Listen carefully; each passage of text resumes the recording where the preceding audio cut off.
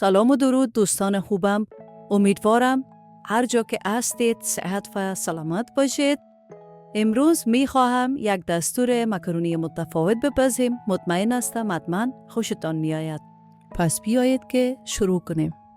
برای دستور پخت این مکرونی و این موادها ضرورت داریم: 250 گرم گوشت کوفته، 4 عدد پیاز متوسط،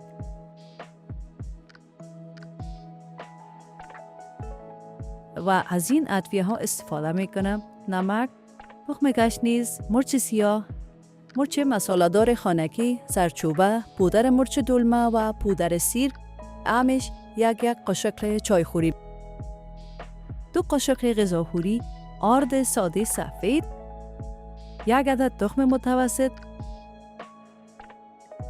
از تخم خرد به خاطر استفاده کردم که مواد ما از داخل مکرونی در وقت پختن بیرون نشود.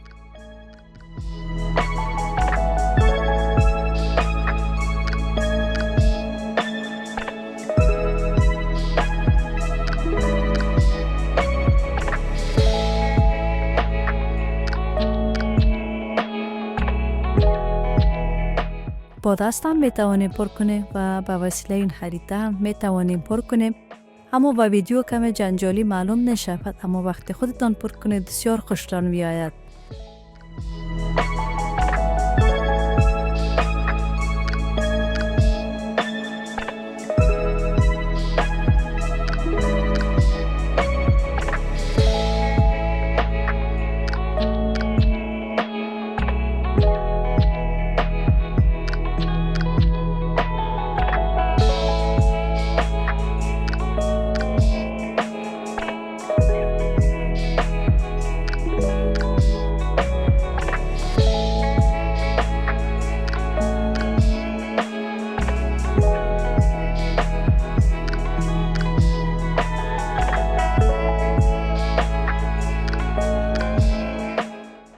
برای پختن مکرونی با 2 لیتر آب و 1 قاشق غذاخوری نمک و روغن ضرورت داریم.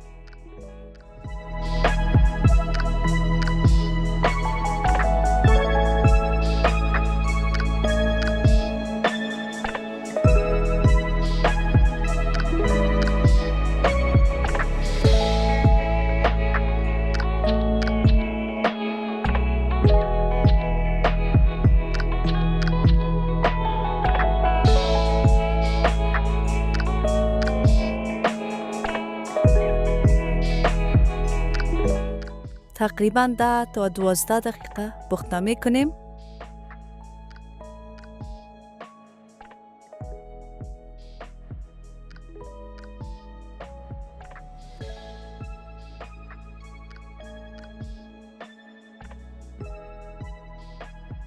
با لحاف مکرونی البته نیم پیمانه روغن ماهی و 2 دندان سیر رنده شده و 1 قاشق غذاخوری روغن زرد اضافه کردم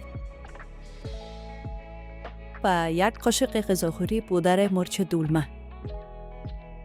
زمانی که پودر مرچ دلمه را اضافه میکنیم، حرارت را خاموش کرده از روی منقل برمی داریم، به خاطر اگر بسوزد طعم آن خیلی تلخ میشه. با این لحاف مکرونی واقعا یک مزه عالی دارد. اگر شما هم دوست داشتید روغن زرد استفاده کنید، بسیار لحاف را مزه‌دار می‌سازد. ببینید دوستان عزیز چقدر عالی پخته شده و تمام مواد به داخل مکرونی‌ها پخته شده.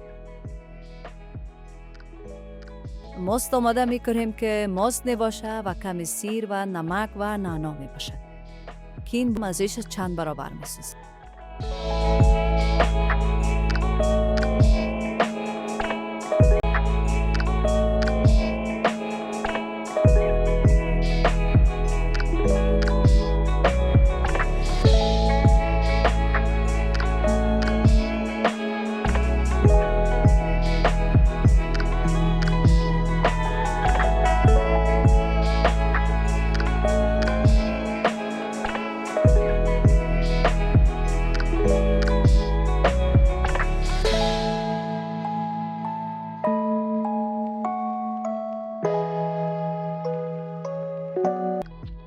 دوستان نازنین، ببینید چقدر قشنگ پخته شده و تمام مواد به داخل مکرونی می باشد و بسیار کم مواد بیرون شده.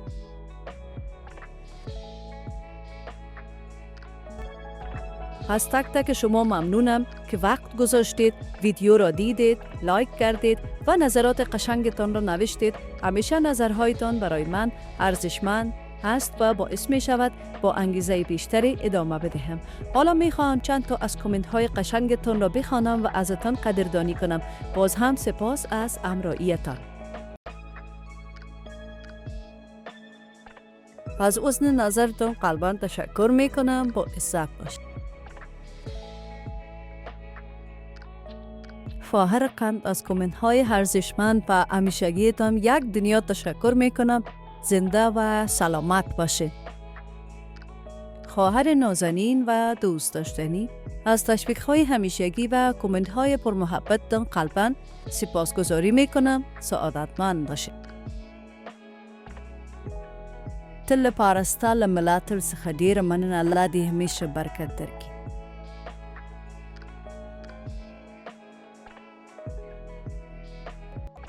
تشکر فراوان از حوصله‌مندی و لطفتان که ویدیو را تا آخر تماشا کردید. در پناه لطف الهی سربلند و پیروز باشید. لطفاً لایک کنید، سابسکرایب کنید، کامنت بگذارید و ویدیوها را با دوستانتان به اشتراک بگذارید. بعد از اینکه امتحان کردید، خوشحال می شوم که کامنت بگذارید و تجربه‌تان را با ما در میان بگذارید. همانطوری که همیشه مواد لازم را در صندوقچه معلومات یا دیسکریپشن باکس پیدا کرده می توانید. خداوند بزرگ نگهدار همه تان تا ویدیوی بعدی.